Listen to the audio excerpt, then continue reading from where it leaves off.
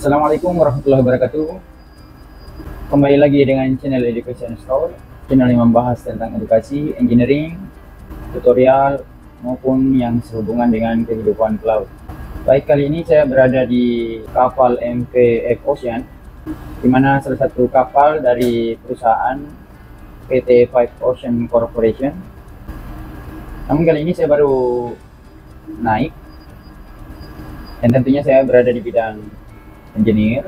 Jadi pada kesempatan kali ini saya hanya mau menyampaikan bahwa seorang engineer apabila baru menaiki kapal, walaupun masinis yang kita gantikan sebelumnya menyatakan semua kondisi bagus, tapi sebaiknya kita melakukan pengetesan secara langsung untuk membuktikan suku cadang yang akan kita pakai benar-benar siap dan dalam kondisi baik.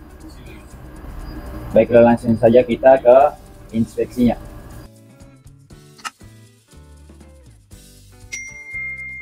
Baik, kali ini kita berada di mesin induk kapal F Ocean.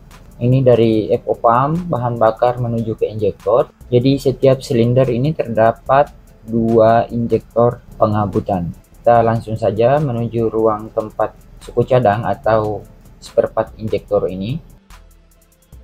Masinis sebelumnya ini sudah menyatakan oke, namun untuk memastikan kita harus mengetesnya secara langsung. Jangan sampai kita membutuhkan penggantian injektor pada salah satu silinder, namun spare part kita tidak memiliki injektor yang siap pakai. Ingat, ini adalah direksinya tanda panah itu, jadi lubang nozzle ini searah dengan tanda panah. Jangan salah memasang dalam pengetesan injektor. Baik, kita pasang di dudukan alat pengetesan ini. Selanjutnya kita pasang untuk non-return valve-nya, selang ini. Di sini bisa kita melihat jika terjadi kebocoran non-return valve.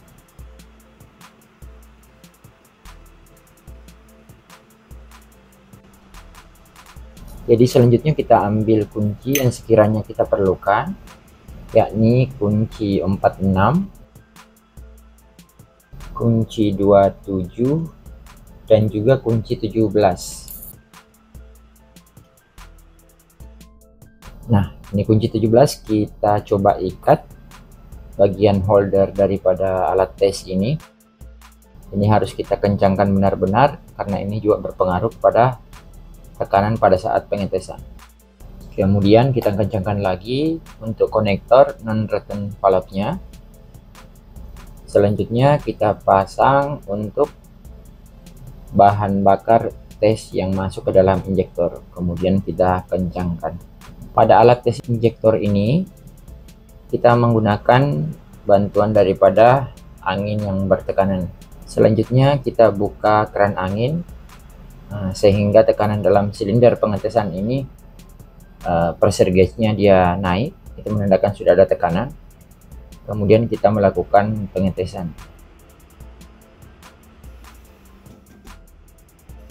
Nah, lumayan injektor ini bisa melakukan injeksi pada tekanan sekitar 370 bar.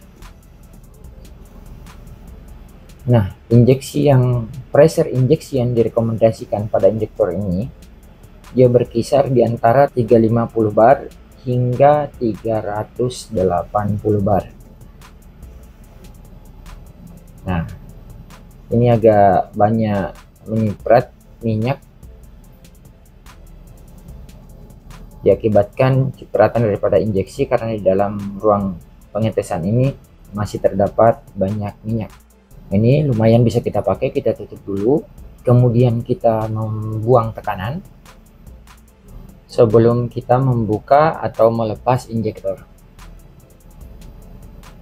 Nah, kemudian kita lepas kembali karena kita akan melakukan pengetesan pada injektor cadangan lainnya.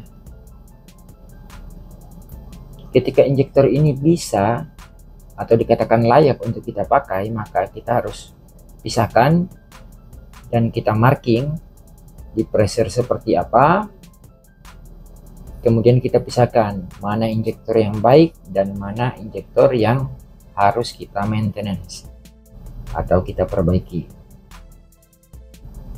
Kita buka satu-satu daripada komponen ini.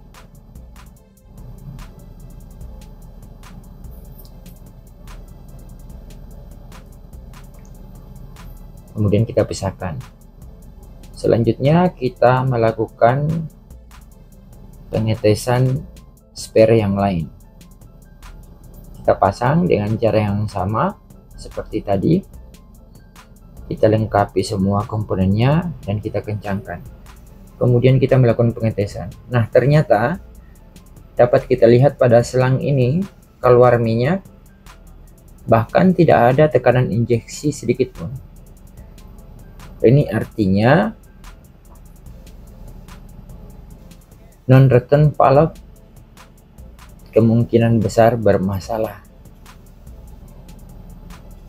sehingga minyaknya berbalik dan langsung keluar daripada non-return valve.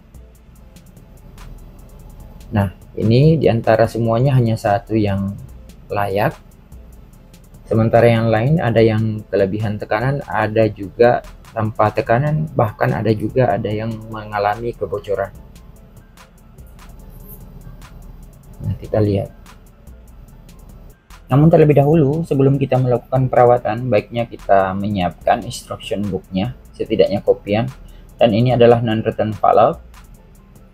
Ini adalah suku cadang yang sudah direkondisi. Dan ini adalah spindle guide-nya, spring guide-nya. Kemudian ini adalah nozzle guide-nya.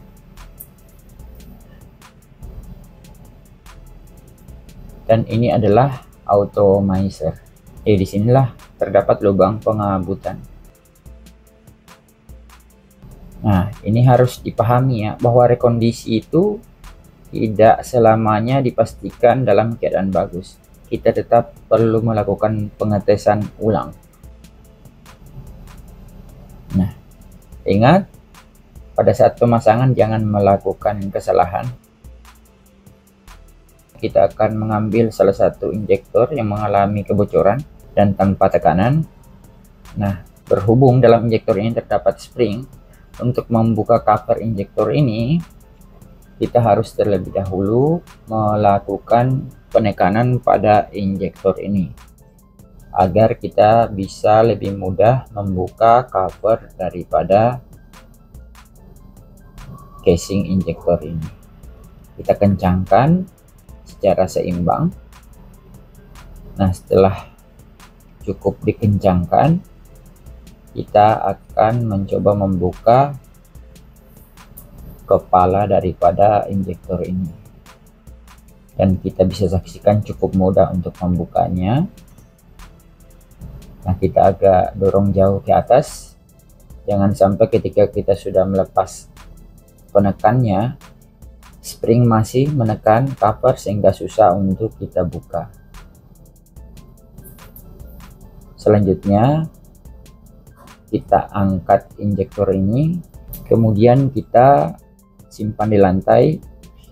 Baik adik-adik maupun teman-teman yang belum memiliki pengalaman, sebaiknya ketika membongkar barang betul-betul dibuka dengan hati-hati dan diperhatikan susunan komponennya. Jangan diacak sana sini sehingga berpotensi untuk melakukan kesalahan pada saat pemasakan. Berhubung injektor yang kita buka ini terdapat kebocoran, maka sebaiknya kita melakukan penggantian non-return valve. Dan barang yang kita anggap tidak layak pakai, sebaiknya kita marking agar suatu saat nanti kita bisa membedakan mana barang yang layak dan mana barang yang sudah kurang layak atau perlu untuk di maintenance. Nah, barang rekondisi pun kita tidak bisa memastikan itu sudah pasti bagus atau tidak. Kita harus melakukan eksperimen dan pengetesan secara langsung. Mudah-mudahan dengan harapan ini dalam kondisi baik. Terlebih dahulu kita lihat ya teman-teman ya, bagian dalam daripada casing injektor ini terdapat pin. Ini maksudnya untuk memastikan ketika pemasangan komponen itu benar-benar sudah tersusun secara tepat atau komponennya berada di tempat yang sudah seharusnya. Kita masukkan pelan-pelan, pastikan jangan kita melakukan kesalahan pemasangan. Nah, contoh seperti ini. Ini terdapat moncong, di sini juga ada moncong ya. Itu tidak benar. Nah, seperti inilah yang benar. Kita dorong saja pelan-pelan. Usahakan kita tetap sambil tekan. Kita tekan. Kemudian ujung daripada automiser ini belum duduk ya, karena masih pendek begini berarti belum masuk, pinnya belum masuk ke dalam dudukan. Kita paskan dengan cara mutar. Nah, dia sudah turun, artinya dia sudah tidak bisa diputar lagi, dia udah duduk pada dudukan pin. Nah, di sementara bagian atas juga terdapat dudukan pin, pada cover juga terdapat pin. Ini berfungsi agar memastikan komponen terpasang dengan benar, kemudian juga berfungsi sebagai holder agar tidak goyang. Nah, untuk mempermudah pemasangan ini, pinnya tidak keliru dan pemasangannya bisa pas, kita melakukan marking terlebih dahulu. Pada manual book tidak ada anjuran seperti ini. Hanya saja kita sebagai engineer harus melakukan cara-cara yang bisa mempermudah kita dalam bekerja. Nah, setelah kita marking, kita paskan, dan juga kita memakai perasaan. Usahakan ketika memasang injektor ini jangan terlalu diangkat bolak-balik, karena bisa merubah posisi komponen pada injektor ini. Nah, kita ikat. Setelah agak kencang, kita coba dudukkan di alat pengetesan.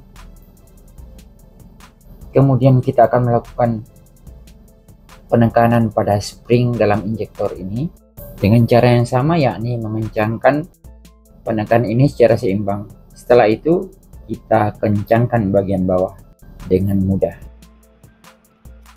Ini sudah kencang, kemudian kita cabut kembali untuk melakukan pengetesan. Kita pasang di alat pengetesan. Nah, kemudian kita tes. Tekanan sudah ada, tekanan injeksi sudah ada, dan injektor ini pun bisa menyimpan tekanan. Kita saksikan dari dekat. Nah, seperti inilah pengabutan yang kita kehendaki. Dan pada selang non-return pun sudah tidak ada keluar minyak. Dan ini artinya non-return yang kita gantikan dalam keadaan baik. Coba kita lakukan uji coba bahwa nozzle ini kuat menyimpan tekanan.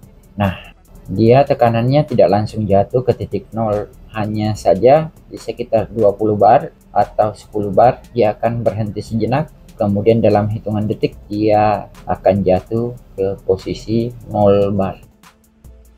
Ya, saya rasa demikian. Semoga bermanfaat bagi adik-adik. Ini semua kita sudah tes dan kita marking dan kita simpan di tempat yang semestinya agar mempermudah kita dalam penggunaannya nanti. Terima kasih. Ya, demikian pembelajaran yang bisa saya sampaikan pada kesempatan kali ini.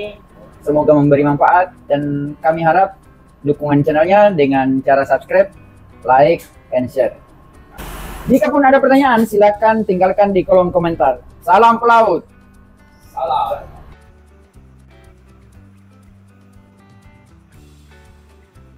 Sampai jumpa pada edukasi selanjutnya. Terima kasih atas kunjungannya.